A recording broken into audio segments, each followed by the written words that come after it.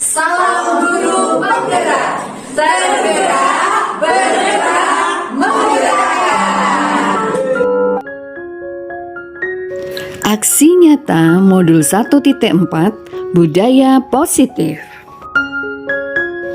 Tujuan pembelajaran khusus kali ini adalah CGP dapat menyampaikan pembelajaran dari penerapan konsep inti dari modul budaya positif serta pemahaman mereka mengenai konsep-konsep inti dalam modul budaya positif. Berikut ini adalah nama fasilitator dan pengajar praktek saya yang telah membimbing saya sehingga terlaksana aksi nyata modul 1.4. Berikut ini adalah rancangan tindakan aksi nyata saya. Berikut ini adalah latar belakang aksi nyata saya. Di kelas saya menerapkan reward dan ternyata hal ini membuat murid saya melakukan tugasnya dengan motivasi mendapatkan reward. Mereka berkompetisi untuk mendapatkan sertifikat Student of the Month yang biasanya diumumkan di akhir bulan. Pertengkaran kadang terjadi karena beberapa reward yang dikumpulkan hilang sehingga terjadi saling curiga di antara murid-murid saya. Ada beberapa anak yang selalu menjadi pemenang perolehan reward terbanyak dan hal ini ternyata memicu rasa tidak suka pada anak yang tidak pernah mendapatkan reward. Ada anak yang selalu menjadi pemenang akan menjadi marah saat melihat anak lain memiliki total reward lebih banyak daripada dia. Berikut ini adalah contoh pengumuman pemenang reward setiap akhir bulan untuk kelas 4A dan kelas 4B.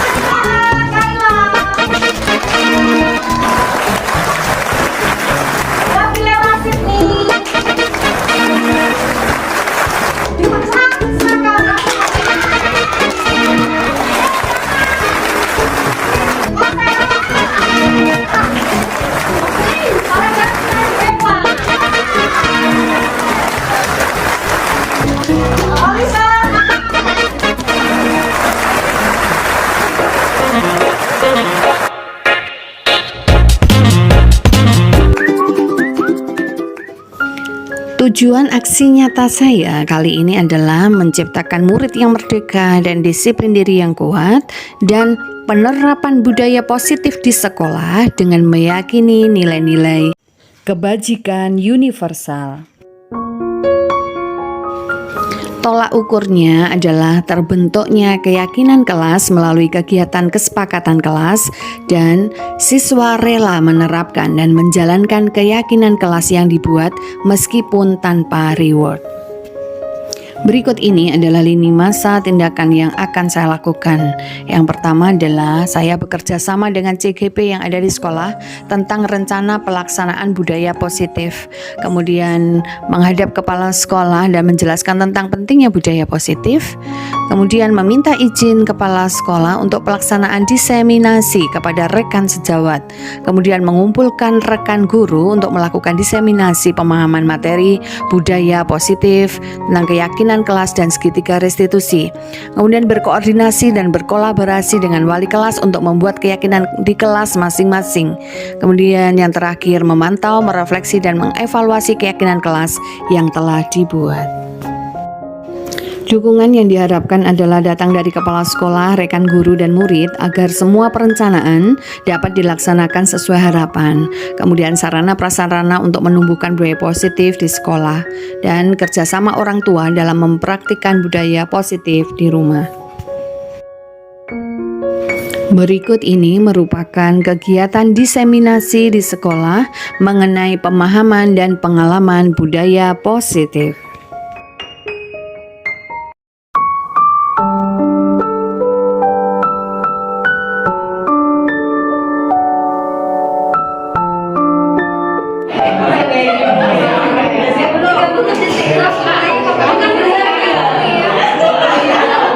merayu dengan berbagai cara. Pokoknya tangannya mau dibuka.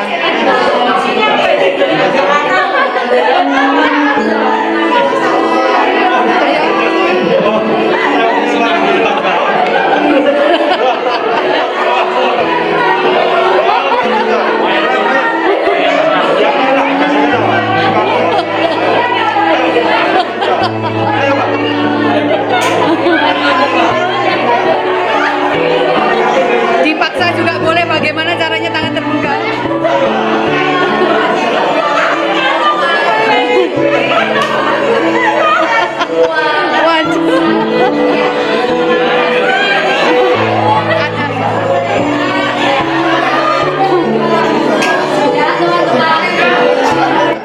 Dari kegiatan ini didapati bahwa pada dasarnya kita tidak dapat memaksa murid untuk berbuat sesuatu jikalau murid tersebut memilih untuk tidak melakukannya.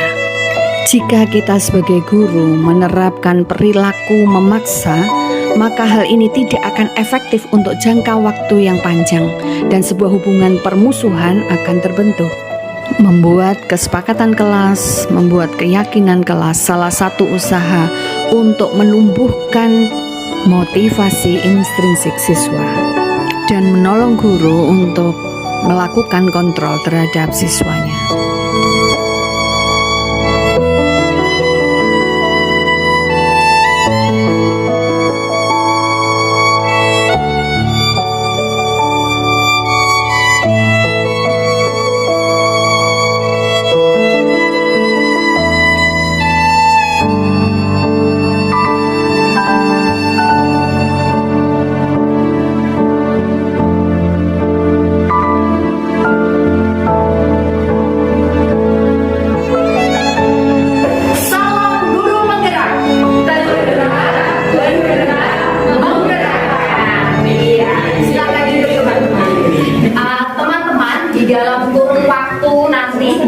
Ini kita akan padatkan segala sesuatu yang bisa kita pelajari dalam waktu singkat. Semoga ini nanti bermanfaat bagi teman-teman secara pribadi sebagai seorang guru, panggilan teman-teman sebagai seorang guru, dan juga untuk sekolah kita, dan mungkin nanti lebih besar lagi untuk bangsa kita, gitu ya teman-teman. Jadi yang pertama, saya akan memperkenalkan dulu bahasan kita pada siang hari ini teman-teman. Ada yang namanya budaya positif. Budaya positif ini akan mencakup 6 hal ini, dan 6 hal ini akan nanti kami paparkan. Saya akan nanti memaparkan nomor 1 sampai dengan nomor 3, dan Misrin akan melanjutkan nomor 4 sampai dengan nomor 6. Jadi di sini merupakan budaya positif. Apa itu budaya positif? Kita perlu tahu bahwa ternyata budaya positif itu sangat penting, dan itu tidak hanya membentuk karakter anak, tetapi juga karakter sekolah, termasuk kita sebagai guru di dalamnya. Kan ada misalnya bagus, silakan Melani. Nanti ini saya akan lanjutkan tentang topik kebutuhan dasar manusia ya. Tentang kebutuhan dasar manusia ini nanti teman-teman sudah menuliskan semua ya, semua sudah mengerjakan isiannya tadi. Nanti tolong dihitung mulai nomor 1 sampai 10 itu total skornya berapa, kemudian 11 sampai 20 skornya berapa, kemudian 21 sampai 30 skornya berapa, 31 sampai 40 skornya berapa. Kita akan, sebelum nanti teman-teman kita akan melihat hal itu. Nah ini yang kemarin juga saya lakukan terhadap anak-anak, sehingga kalau di balik pintu itu teman-teman buka, tapi di situ di balik pintu sebentar buka sedikit apa ya, itu ada hasil analisis dari kebutuhan anak-anak di kelas. Yang di kelas 4 parking saya taruhnya di kelas ini. Nah jadi di situ di paling bawah itu ada analisis hasil dari, tapi kalau masih kelas 4 masih perlu saya jelaskan satu persatu ya, masih saya jelaskan satu persatu tentang arti, karena saya berharapnya benar-benar anak-anak menjawab. Kalau teman-teman tadi ya, juga agak kesulitan kadang-kadang memahami kalimat itu, saya berharap anak-anak itu bisa menjawab tepat, jujur begitu, sehingga saya mendapatkan hasil analisis yang tepat kebutuhan anak-anak gitu. Harapannya adalah Mr. tidak bisa masuk. Harapannya adalah ketika kita mengetahui kebutuhan anak-anak, maka kita bisa memberikan pembelajaran sesuai dengan kebutuhan siswa. Baik teman-teman, mulai dari acuannya saya sampaikan dulu. Seluruh tindakan manusia manusia itu memiliki tujuan tertentu. Kemudian semua yang kita lakukan adalah usaha terbaik kita untuk mendapatkan apa yang kita inginkan. Yang ketiga, ketika kita mendapatkan apa yang kita inginkan, sebetulnya saat itu kita sedang memenuhi satu atau lebih dari satu kebutuhan dasar kita. Oleh karena itulah perlu sekali buat kita untuk mengetahui sebenarnya kebutuhan dari anak didik kita itu apa, sehingga kita bisa ataupun pembelajaran sesuai dengan kebutuhan anak. Pembelajaran diferensiasi beberapa kali sudah saya cobakan untuk memenuhi beberapa kebutuhan dari anak-anak yang kemudian nanti teman-teman sudah tuliskan itu. Ada yang mulai kebutuhannya itu dikasih dan diterima. Kayaknya saya tadi mayoritas gitu ya, dikasih dan diterima. Apa tuh ya, kan anak-anak kita itu hidup dari berbagai latar belakang. Itu paling banyak di tempat saya yang paling sedikit kekuasaan, yang paling banyak kasih sayang, kesenangan, kebebasan. Jadi rata di bagian itu. Makanya kadang-kadang ulah dari anak-anak kita itu yang mencerminkan bahwa itu kebutuhan yang harus dipenuhi. Baik, selanjutnya saya ingin memutarkan ini sedikit. Ini hanya inilah alasan kenapa ini disampaikan bahwa seluruh tindakan manusia ini harus kita pahami, bahwa seluruh tindakan manusia itu memiliki tujuan tertentu. Artinya bahwa setiap tindakan itu ada alasannya. Ya, yang tidak dilakukan oleh guru tadi adalah ketika melihat berkali-kali tidak pakai bertanya kenapa dan sebagainya, tetapi langsung mengambil tindakan. Itu tadi kita juga mulai membedakan apa konsekuensi, apa hubungan dan sebagainya.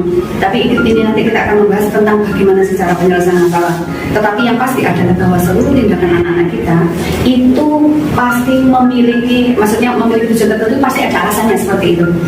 Oleh karena itu, mengapa kita juga perlu mengetahui sebenarnya kebutuhan anak-anak kita itu seperti apa dan sebagainya. Kalau kira-kira kayak seperti tadi itu, kebutuhan apa anak itu? Kebutuhan apa yang, hal apa yang dibutuhkan oleh anak itu? Dari 4 ini tadi, termasuk yang mana? Iya, keadaannya tidak memungkinkan, ternyata orang tuanya seperti itu, dan dia harus mengantarkan terlebih dulu sebelum dia berangkat ke sekolah. Di sekolah dia tidak diterima, tidak dipahami keadaannya, langsung dihukum. Terus seperti itu. Sebenarnya setiap tindakan, kalau kita memahami dari anak-anak didik kita, itu pasti memiliki, kita juga banyak yang tahu ya latar belakang dengan anak-anak kita. Tapi masalahnya ketika kita tidak tahu masalah anak-anak kita, kemudian mengambil tindakan penyelesaian, itulah yang membuat anak-anak tidak termotivasi mengerjakan segala sesuatu yang dari dalam. Karena apa, sebenarnya kebutuhannya tidak terpenuhi.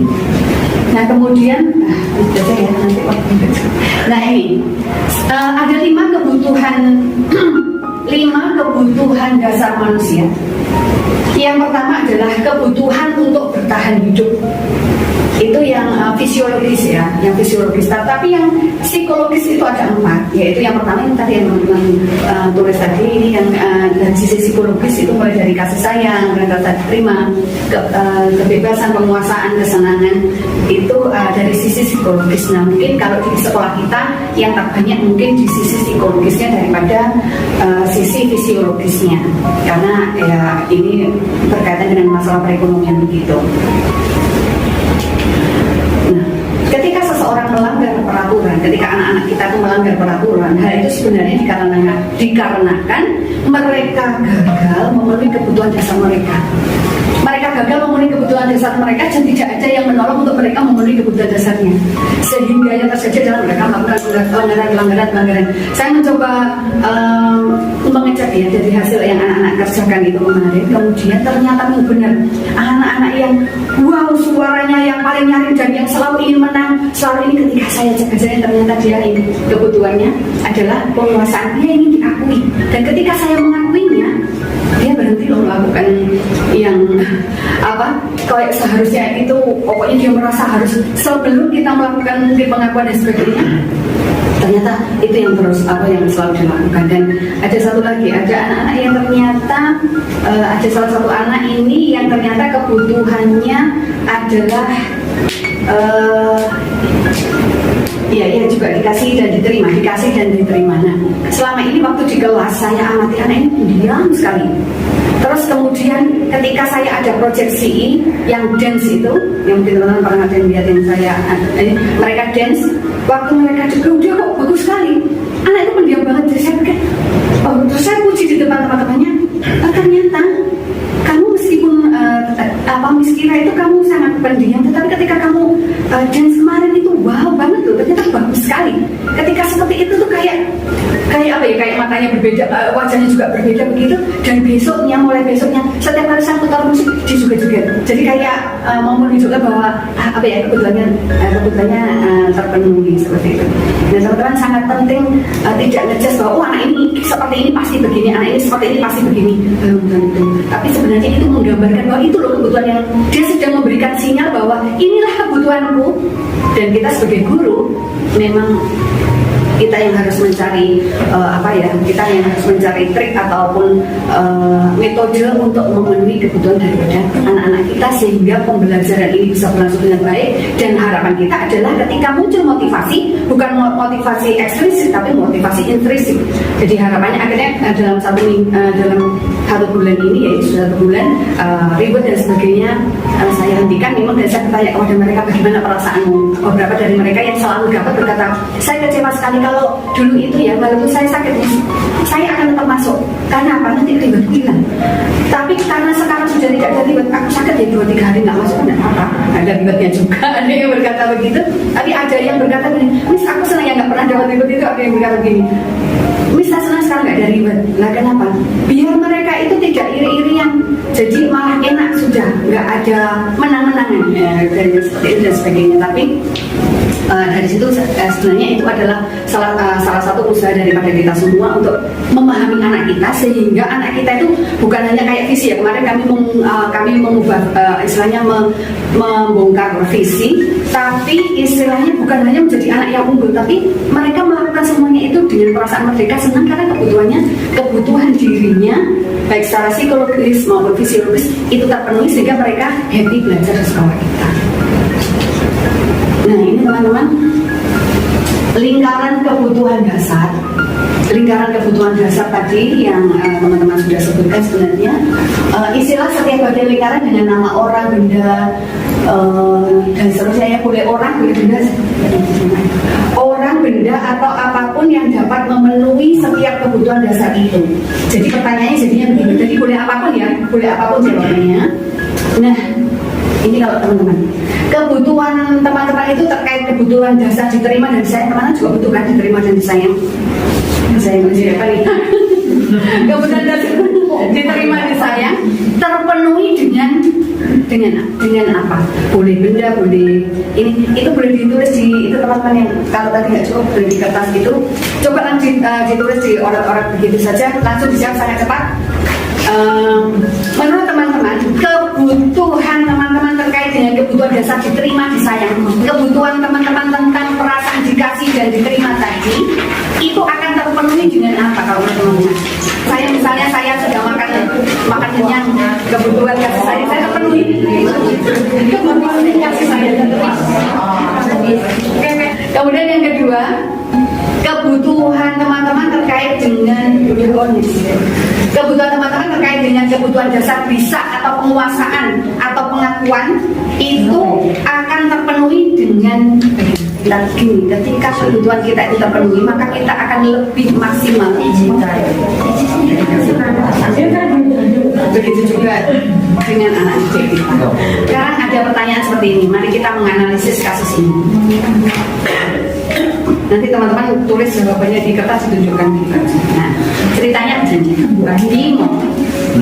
Bimo, seorang anak TKP, selalu berlari ke luar kelas menuju jalan raya di depan sekolahnya yang ramai dengan kendaraan. Tingkahnya ini membuat guru Bu Ani bingung dan seringkali lari mengejarnya. Pulangnya Bimo ini dapat benar. Nah, kalau ada kasus seperti ini teman-teman, menurut teman-teman, jika Bimo ditanya kenapa kamu lari seperti itu dan membuat ngejar kamu, kalau jawabannya Bimo adalah seperti ini, aku senang main kejar-kejaran dengan guru. Nah, seru soalnya. Kalau dia menjawab begitu, berarti kebutuhan anak ini apa? Kesenangan. Ya, dikasih itu. Iya, betul, kesenangan. Kalau dia menjawab begini, ibu kejar aku karena ibu guru sayang aku. Kita ada kasih sayang. Kalau sih kamu lari dan sebagainya. Dia menjawab gini, aku hebat kan, bisa bikin ibu guru kejar aku. Ibu guru bilang, aku tidak boleh bersenandung sewaktu mengerjakan tugas. Katanya kelas harus tenang, tidak ada suara, kan nggak seru jadinya.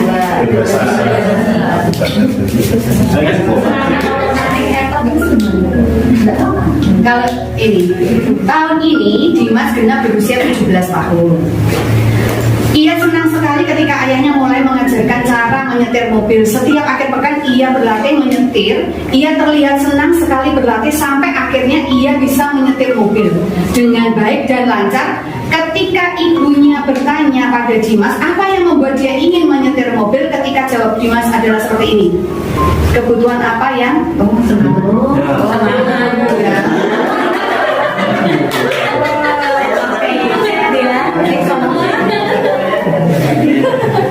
Baiklah, sekarang ini kita akan ini pertanyaan terakhirnya, tapi bukan terakhir ya Mas Hendro. Ya, apakah Anda telah bisa memenuhi kebutuhan dasar Anda sesuai dengan tingkatan yang Anda butuhkan? Apakah tadi teman-teman itu sudah bisa memenuhi kebutuhan teman-teman sesuai dengan tingkat yang dibutuhkan? Ya, kadang-kadang kebutuhan kita tuh kalau sudah kita ada di lembaga kadang-kadang tidak bisa terpenuhi semuanya karena ada banyak aturan dan sebagainya. Kemudian yang kedua, apakah yang teman-teman rasakan bila kebutuhan teman-teman itu tidak terpenuhi? Rasanya gimana? Satu aja. Kecewa. Ya, kecewa sih mungkin akan mempengaruhi kita bekerja ya.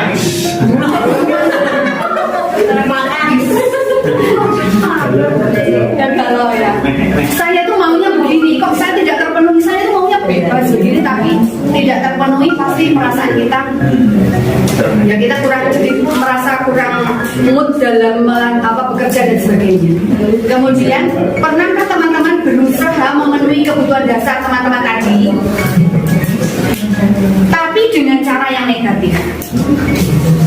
Bisa stres karena tidak diberi kebebasan sama aku minum dia.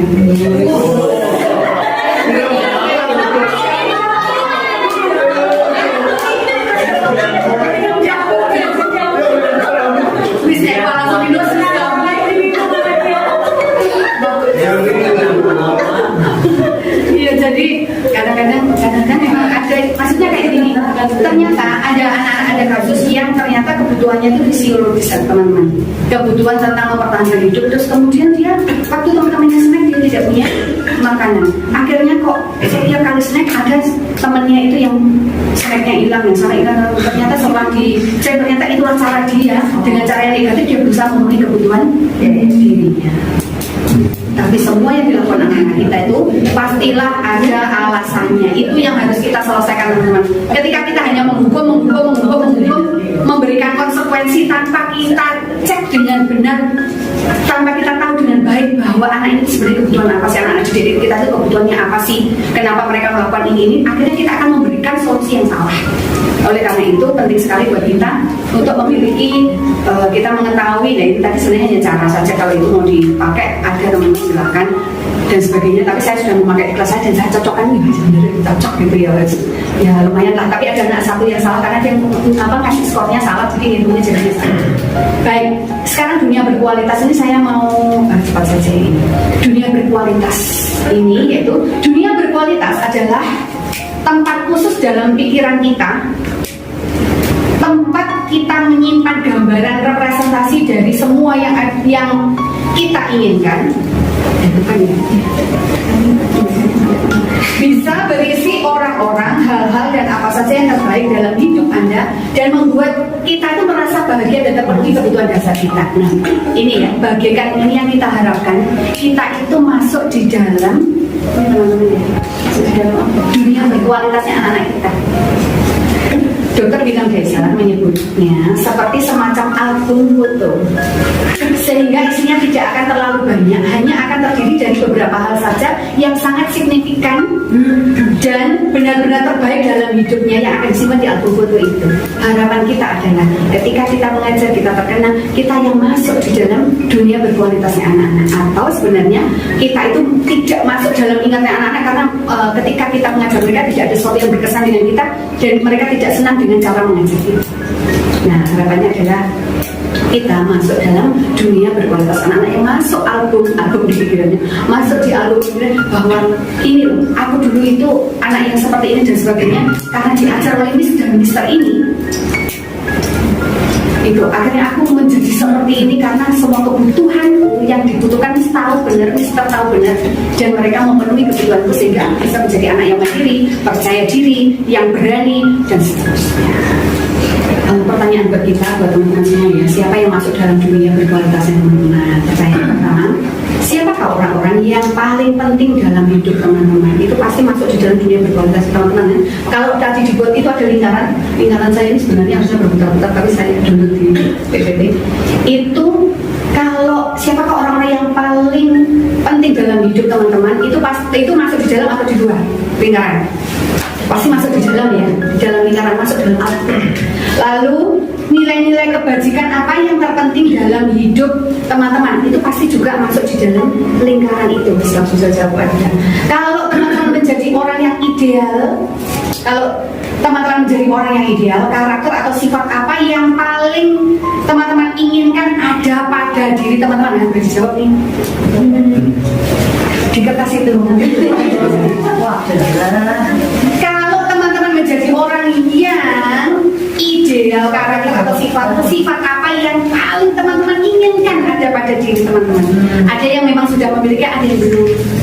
Ini saya ingin ya punya karakter seperti itu, sehingga dengan karakter saya itu anak-anak akan memasukkan saya dalam dunia berkualitasnya.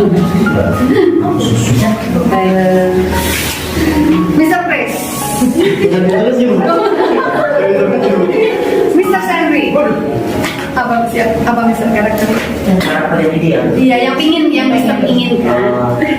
Tenang dan santuy. Tenang dan santuy. Jangan kaget suatu saat kalau Mr. Santi mencapai sikap itu, teman-teman, ada perubahan yang terjadi. Amin. Miss Jenny. Saya juga beri sabar dan positif. Amin. Amin. Itu sudah kebutuhan penguasaannya tercapai, kemudian sabar positif. Pasti teman-teman punya semua ya, kan kita sebisa juga punya banyak sekali saya inginkan ada pada diri saya. Kemudian apa pencapaian Anda yang Anda sangat banggakan sampai saat ini? Ya itu saja pasti ada ya teman-teman ya. Kemudian apa pekerjaan ideal bagi teman-teman? Pak, jangan menjawab yang lain ya. Ideal kita sudah mengajar di sini, tidak ada pekerjaan ideal. Kemudian ceritakan bagaimana Anda ya, ini saya relatif aja, tapi kurang lebihnya tentang hal-hal yang bisa masuk ke dalam dunia berkualitas ini. Hari ini kita akan juga belajar teman-teman tentang ada 5 posisi kontrol yang selama ini kita terapkan di sekolah. Nanti silahkan teman-teman menganalisis teman-teman tuh selama ini melakukan yang mana dari posisi-posisi kontrol berikut ini. Posisi kontrol penghukum yang pertama, kemudian pembuat rasa bersalah.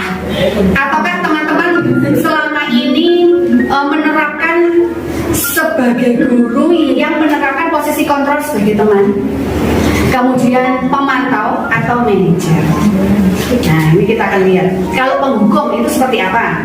Penghukum itu adalah, ini kalau teman-teman menerapkan posisi kontrol penghukum, itu adalah seorang penghukum bisa menggunakan hukuman fisik maupun verbal. Jadi ini biasa kalau melakukan kalau verbal ya tinggal melalui, memang fisik nggak ada, tapi kok omongannya itu akan lebih tajam ya, lebih tajam dan bersih.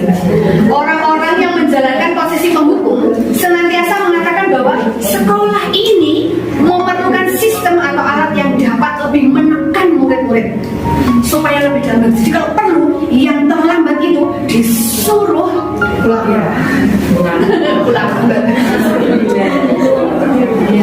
Jadi seorang penghukum, seorang guru yang sedang menerapkan kontrol sebagai penghukum akan berkata seperti itu. Kemudian guru-guru yang menerapkan posisi penghukum akan berkata begini yang lainnya. Patuhi ya aturan saya, apa cocok saya. Kamu selalu saja sawah. Lalu ada juga ya, selalu ya, pasti selalu yang terlambat lagi.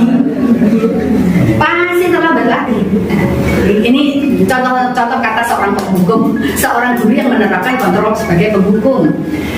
Terus kapan bisa datang tepat waktu? Nah, guru seperti ini senantiasa percaya bahwa hanya ada satu cara agar pembelajaran bisa berhasil, yaitu caranya dia. Dengan cara seperti itu, murid takut besok pasti bertobat, besok pasti nggak lagi lagi. Nah, ciri-cirinya seorang guru yang sedang menerapkan kontrol sebagai penghukum, ciri-cirinya nada suara tinggi. Jadi ngomongnya begitu lagi. Pasti ciri-cirinya nada suara tinggi, bahasa tubuh, mata bulat, mata saya sudah bulat, mata melotot, jari menunjuk-nunjuk.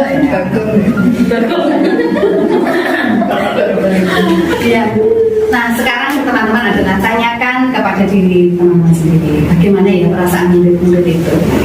Bila kita juga pernah soal murid ya, bila guru itu berbicaranya seperti itu pada saat mereka itu datang terlambat atau mereka melakukan pelanggaran, kira-kira itu perasaan mereka bagaimana kalau kita pelototi dan kita tuding-tuding dan kemudian bla bla bla bla dengan nada tinggi dan sebagainya, kira-kira perasaan mereka seperti itu. Nah, hasilnya ini hasil analisisnya seperti ini. Kemungkinan murid tersebut menjadi marah dan dalam hatinya dan atau bersifat agresif. Bisa jadi sesudah kembali duduk, murid tersebut akan mencoret-coret bukunya atau meja terus kalau luka batinnya, tapi dia nggak mampu meluapkan dengan cara, akhirnya dia luapkan dengan cara seperti itu. Lebih buruk lagi, sepulang sekolah, murid itu ketika melihat motornya bapak ibu guru ya, akan menggores dengan paku atau bolpen atau apa.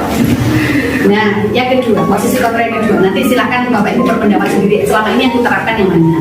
Yang kedua adalah guru yang menggunakan posisi kontrol membuat orang merasa bersalah. Ciri-cirinya nada suara memelas, halus, sedih, bahasa tubuhnya merapat pada anak.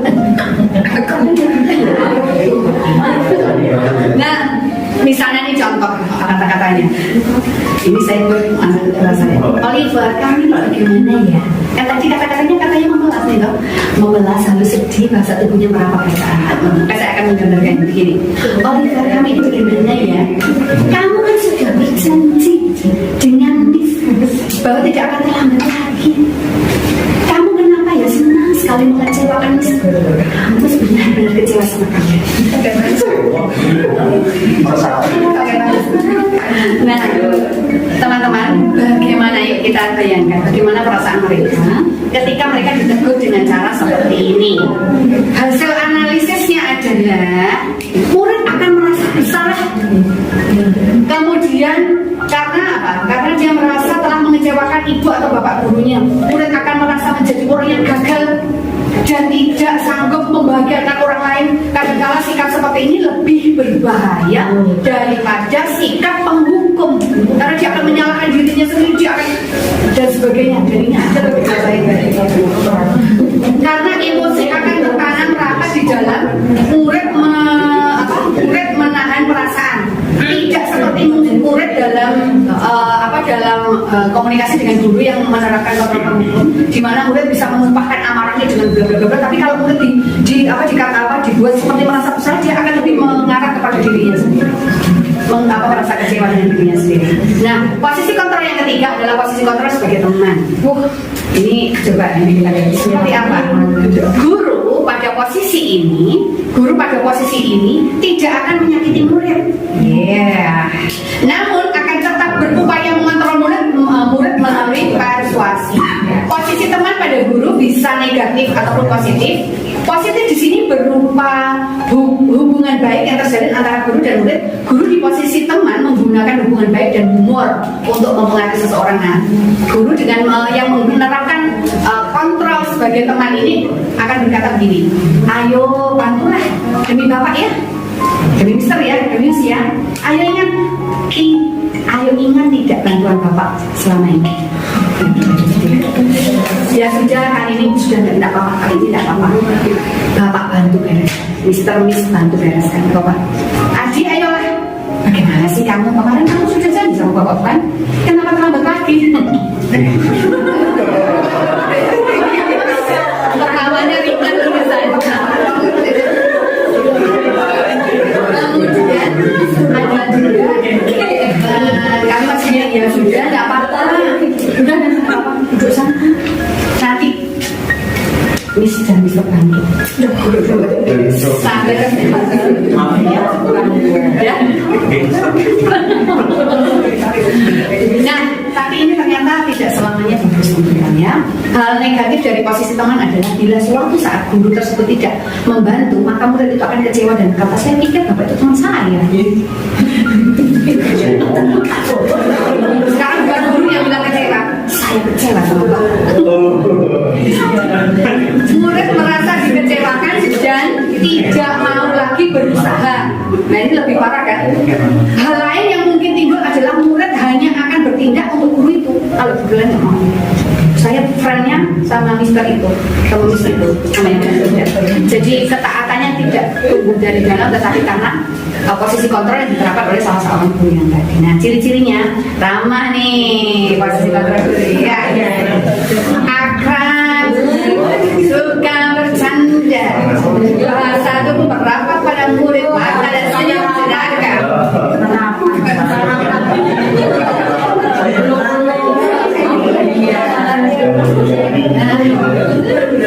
Teman-teman, bagaimana perasaan murid dengan guru yang seperti ini? Pasti kalau pasangan dibantu dan sebagainya, tapi lama-lama akan ada bergantung dan sebagainya.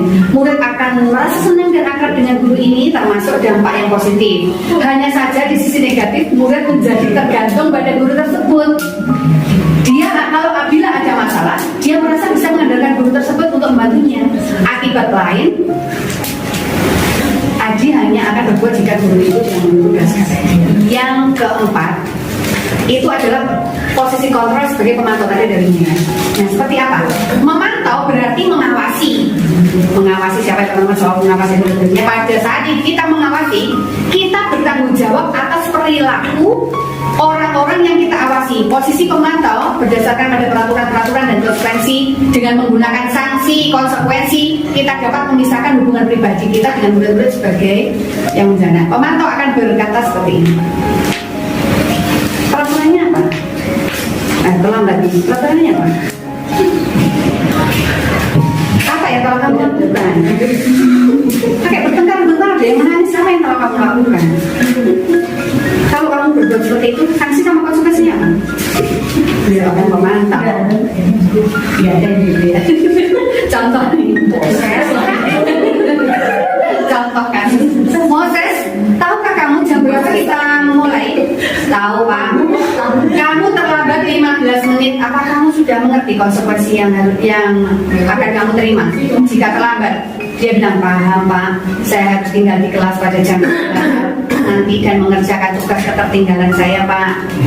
Ya benar. Nanti pada saat jam istirahat, berarti kamu harus tinggal di kelas untuk menyelesaikan tugas yang kamu tadi tertinggal. Itu posisi pemantau. Seorang pemantau sangat mengandalkan perhitungan, catat terus, anediktor record penuh, mengandalkan perhitungan, catatan, dan yang dapat digunakan sebagai bukti atas perilaku anak. Wah, kalau orang pendatang semua dibongkar dari A sampai Z. Posisi ini akan menggunakan stiker, catatan, data cek dan semuanya yang menunjukkan tanggung jawab guru dalam mengontrol murid. Nah, ciri-cirinya suaranya datar. Ya, suaranya datar, bahasa tubuh yang formal. Ya, hasilnya analisisnya adalah murid memahami konsekuensi yang harus dijalankan karena telah melanggar salah satu peraturan sekolah.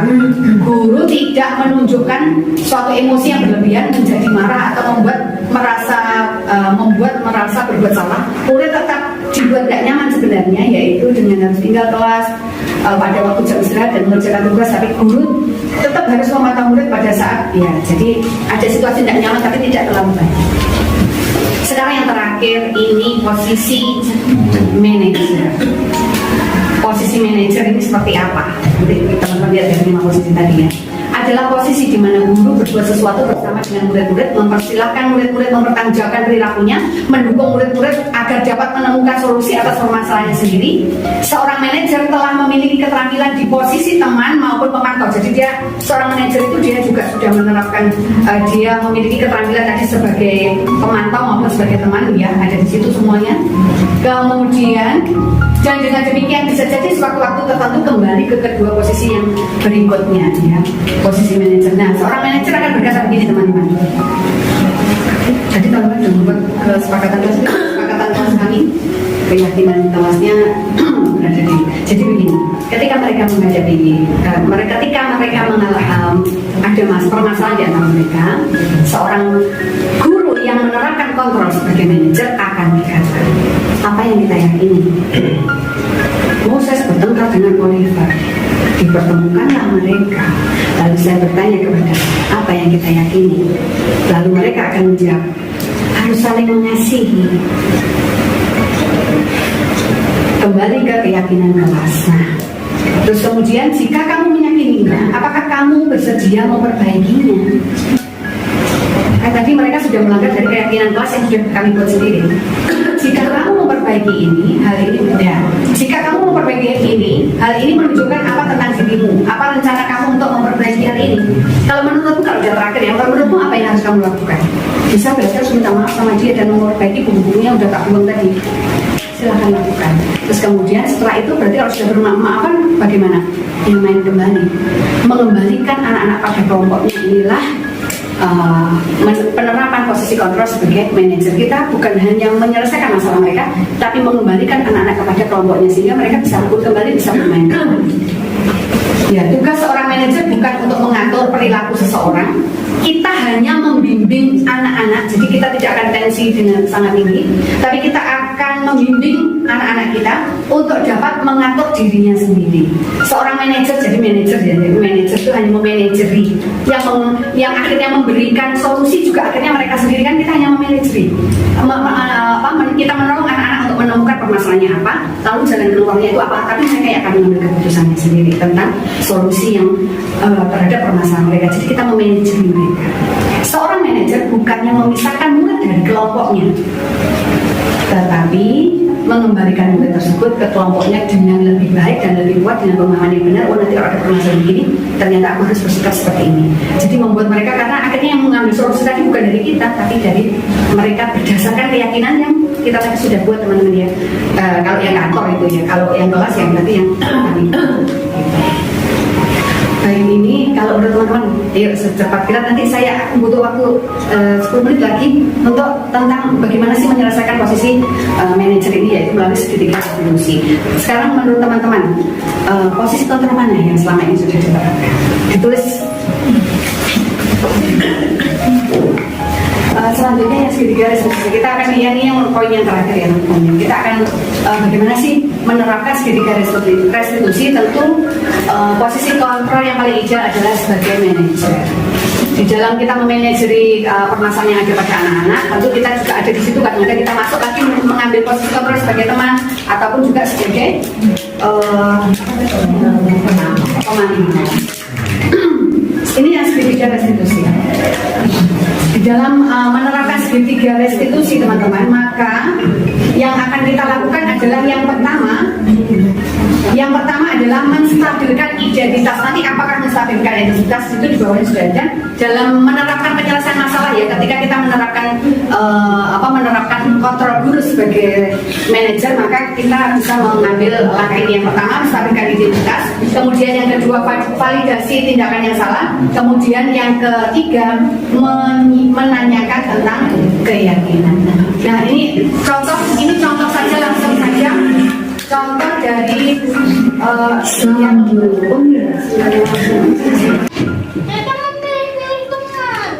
milih-milih temannya akan bagaimana? Itu waktu aku mau ngejoin di mereka, katanya mereka full. Tapi kenapa waktu Aksa mau ngejoin mereka bolehin? Kalau Oliver yang mau join katanya full. Kalau siapa? Axel join bisa masuk.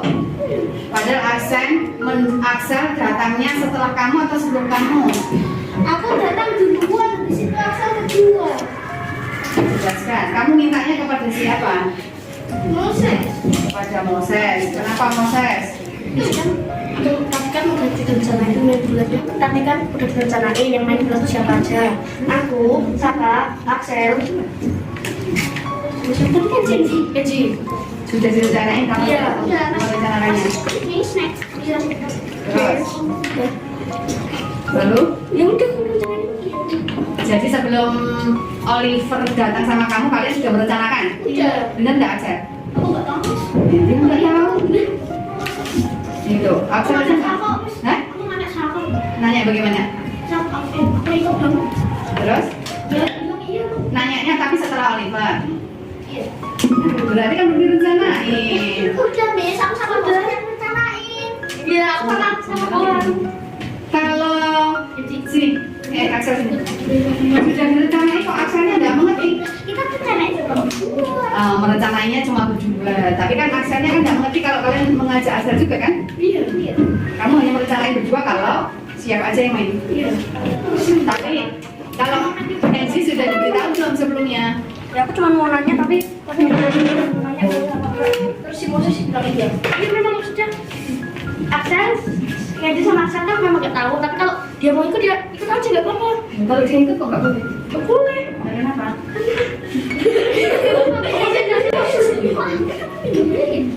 Iya kamu. Ah kita kan bilang kan aku suka bilang. Sama-sama bilang biarin masuk aja kok. Maksudnya awalnya tuh aku tuh cuma berdua sama Saka, tapi Aksan mau ikut kan kita cuma berdua main duel, tapi si Kenji mau ikut dia ikut aja sama Aksan. Nah, itu kok kalau dia ikut kok nggak boleh, kalau dia ikut kok boleh? Itu namanya temen. Nggak boleh mengajak dulu, dengar dulu. Itu kok kali ini boleh, kalau ini nggak boleh. Jadi,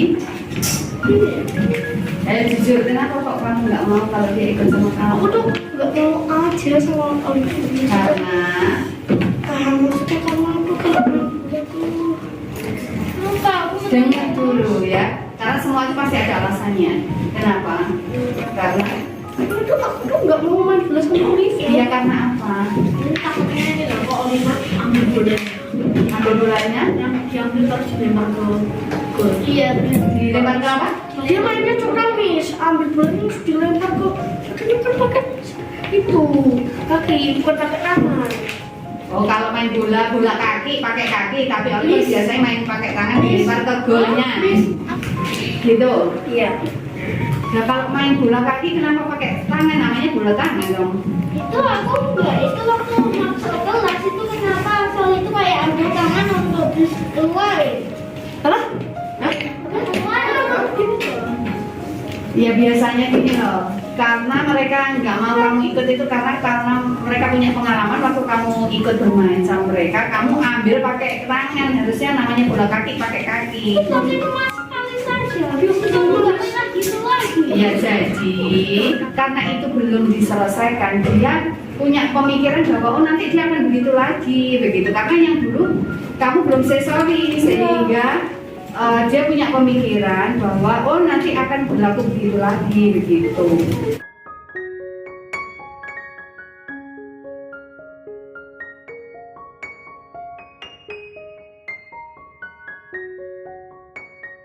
Sekarang menurutmu apa yang harus dilakukan? Aku dulunya. Yang dulunya, terus kamu yang hari ini apa yang harus kamu lakukan? Lihat tuh dia sampai menangis kayak gitu. Yang kamu harus lakukan apa? Menurutmu tidak apa? Silakan. Aku dulu aku itu cewek sakit cuma sekali. Maaf aku membuat kamu nangis. Oke, selesai. Sorry. Udah, mainnya bersama-sama ya. Main itu kalau bersama-sama enak nggak sih? Iya, main itu kalau bersama-sama tambah enak. Semakin banyak sepak bola itu semakin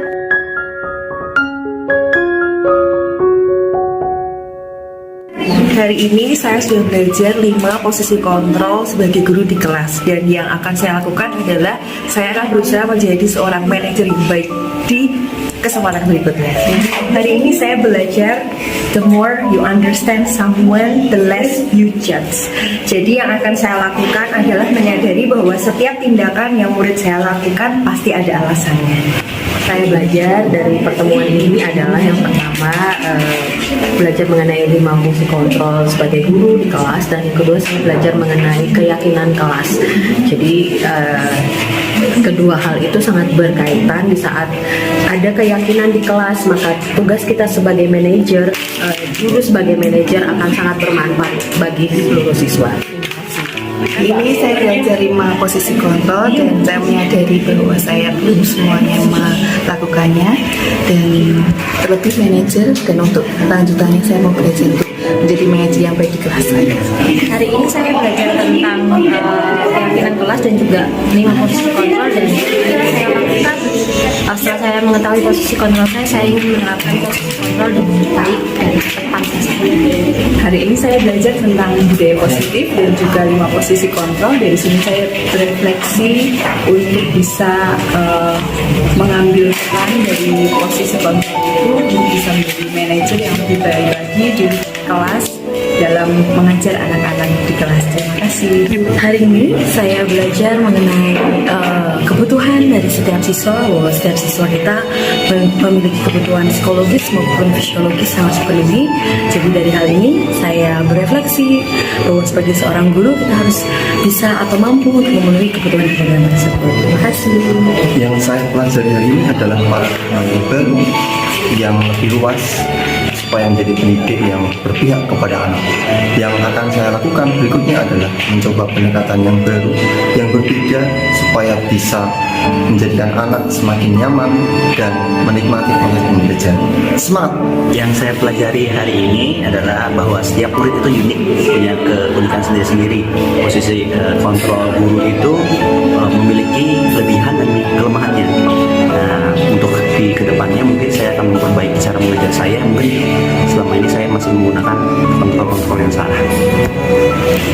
Yang saya pelajari hari ini bahwa setiap siswa itu memiliki kebutuhan psikologis yang berbeda-beda, dan yang kedua juga mengenai posisi kontrol yang memang dari kelimanya saya sudah pernah melakukan dan dengan siswa yang berbeda-beda. Nantinya saya akan lebih memilih posisi kontrol yang sesuai, yaitu sebagai manajer agar membuat anak-anak juga lebih baik. Terima kasih. Melalui pelatihan hari ini, saya belajar tentang bahwa penting untuk mengetahui kebutuhan dasar setiap siswa. Kemudian hal yang ingin saya lakukan atau perubahannya adalah saya ingin menjadi seorang guru yang menjadi manajer yang baik. Jadi tidak mudah untuk menghakimi siswa, tapi ingin lebih mengenal mereka lebih dalam dan juga melakukan restitusi. Hari ini saya belajar untuk menjadi manajer yang jauh lebih baik lagi dari sebelumnya. Jadi kedepannya saya berharap saya bisa menerapkan apa yang saya pelajari hari ini dengan lebih baik lagi, menjadi manajer yang baik di kelas saya. Terima kasih. Saya belajar untuk memahami kebutuhan siswa saya lebih lagi yang sebelumnya tidak saya lakukan, dan saya juga ingin merubah posisi kontrol yang selama ini saya lakukan ke posisi kontrol yang lebih baik sebagai manajer yang lebih baik lagi. Melalui pelatihan pada siang hari ini saya belajar tentang disiplin positif untuk mengembangkan hal-hal baik di sekolah dan juga yang bisa diterapkan pada anak-anak. Dan kemudian ke depannya saya juga ingin belajar lebih lagi untuk memahami anak-anak dan tidak menjudge mereka. Jadi saya ingin mengetahui isi hati mereka dulu, cerita mereka seperti apa.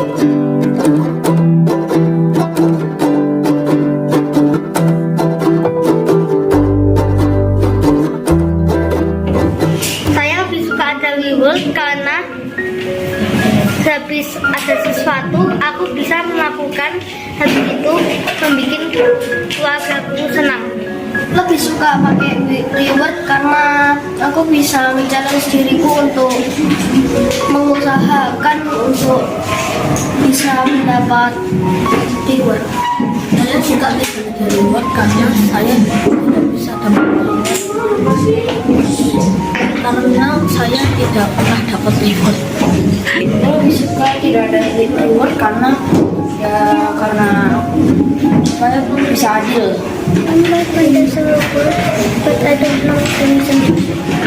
Aku lebih suka nggak ada reward karena kalau ada reward itu kalau banyak banget katakan jadi kurang kesempatan untuk menjawab juga jadi banyak ada yang pamer lah apalah.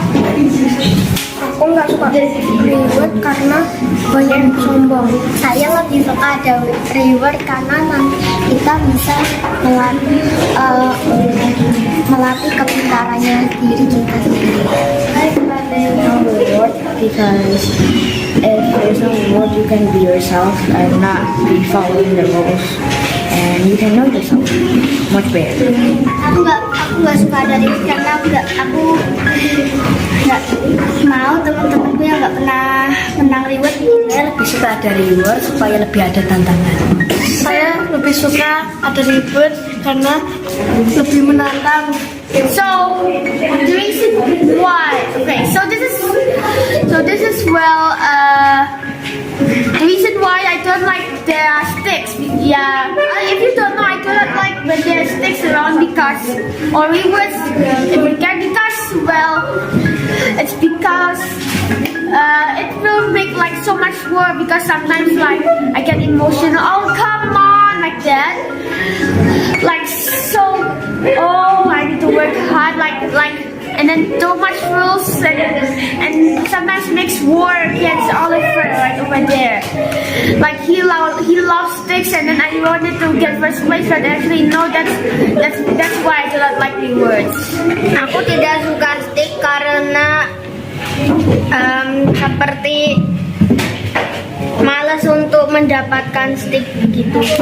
I like if there was rewards because it makes everyone to do like not be afraid to do something like that. I don't like rewards because it's like chaos. So if there's reward, the class will be chaos. Like blah blah blah stole my sticks, like Saka stole my rewards, and that's all. Aku suka reward karena bisa Aku tuh ada reward apa nggak ada reward sih ya aku nggak sukanya di reward tuh biasanya tuh kayak ada orang yang nyuri gitu loh, kayak ada yang banyak yang curang gitu loh. Aku benci orang kayak curang gitu banget, curang banget. Tapi karena nggak ada reward itu rasanya bebas gitu loh guys. Aku nggak suka ada reward.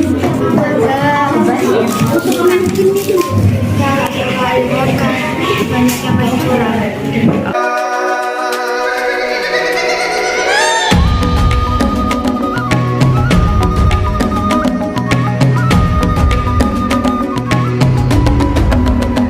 Bangun dan bukalah matamu, saatnya meraih mimpimu. Arahkan pandangan ke depan, Tuhan kan menuntunmu. Sadarilah masa berganti, tantangan kan kita hadapi. Bergandeng tangan untuk negeri, era kita menanti berseri. Kita belajar Pancasila, kita bernafas dalam sila-silanya. Kita belajar Pancasila, ayo kita jaga untuk Indonesia. Bersatu dalam perbedaan, berpegang tangan dan berlari. Singkirkan egomu oh kawan, demi negeri ini. Jadilah generasi emas, cerdas berkarakter itu kita. Berjuang dan harus berani, kita terus torehkan prestasi.